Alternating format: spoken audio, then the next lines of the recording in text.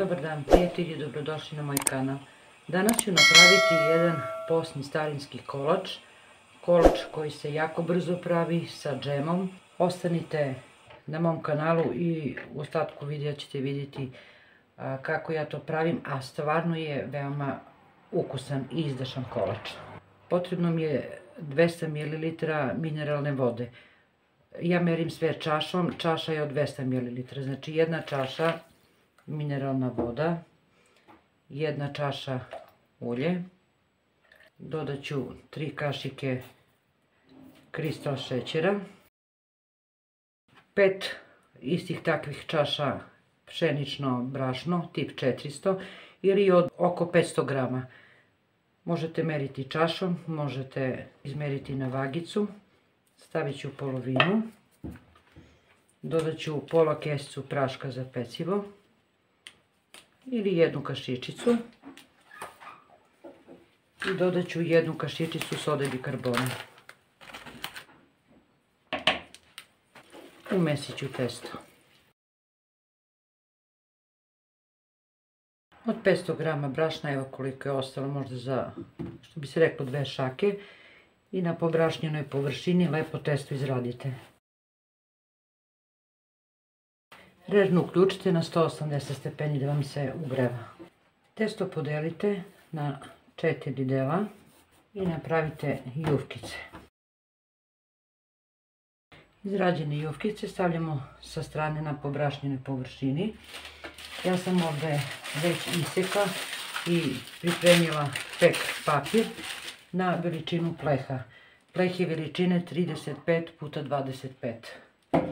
I sada ću svaku jufkicu razvući na papir.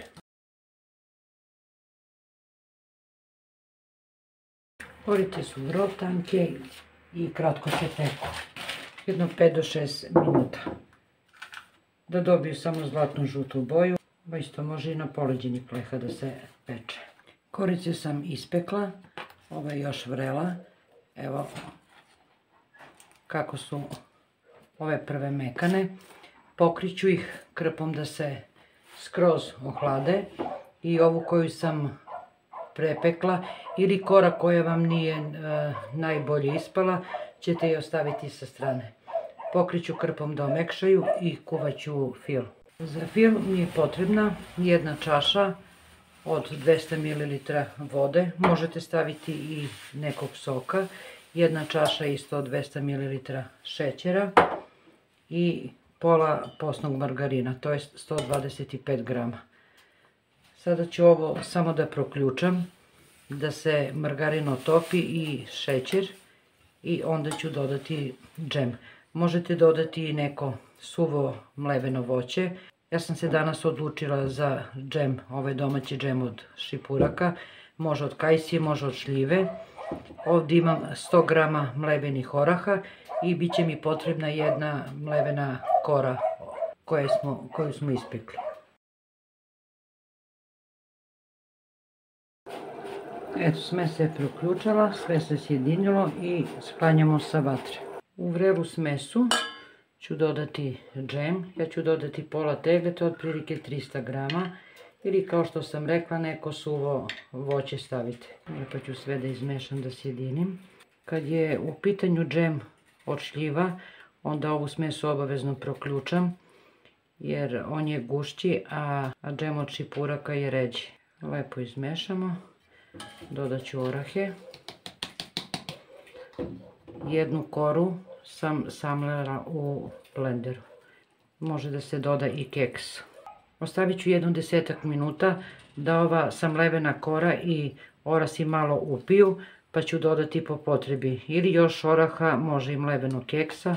Ovako ćemo na hladnom ostaviti jedno 10 minuta. Filovat ću kore, ali prvo ću nekim sokom ili od naranđe ili bilo koji sok imate malo naneti preko korica.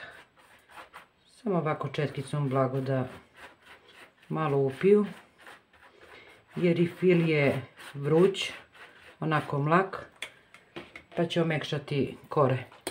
Trećinu fila stavljamo na koru, mažemo sve 3 kore. Ovaj kolač je najbolje kad se napravi jedan dan da prenoći i onda je sutradan mekan, sočan, ukusan. U fil sam dodala još 100 grama mlevenih oraha. Možete dodati mlevenog keksa ako nemate orahe, da bi dobili ovu gustinu koju sam ja sada dobila. Evo vidite i sami. To je ta gustina.